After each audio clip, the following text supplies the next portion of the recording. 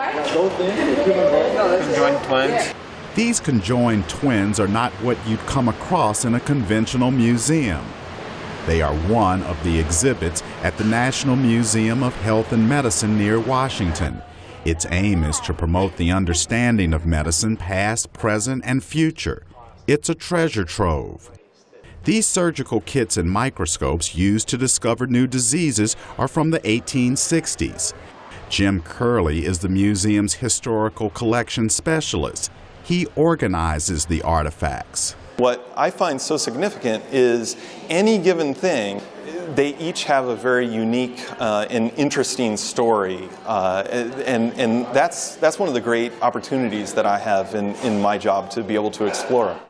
The museum is a big attraction for school children and health workers. They get a close look at the human body, like this leg swollen with elephantiasis, an infectious disease mostly in tropical regions. The museum has 25 million objects, including preserved organs and more than 5,000 skeletons. Tim Clark is the museum's deputy director. So the skeleton is of one of our first animal astronauts, Abel. As a rhesus monkey. She flew into space for a very brief period of time in 1959.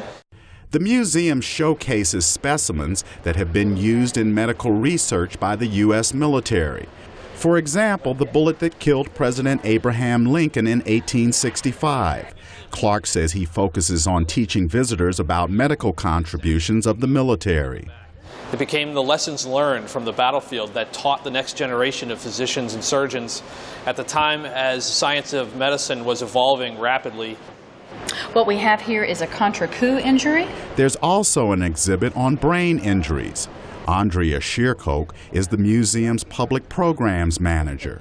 This is something that we wanted to highlight through actual brain specimens that show these injuries so that people can visually understand what goes on with the brain and how it is changed and why we have these resulting behavior and function problems.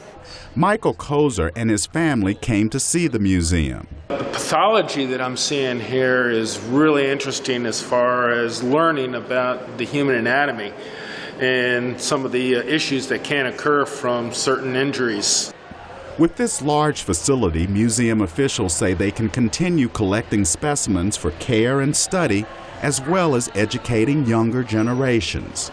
Chris Simkins, VOA News, Silver Spring, Maryland.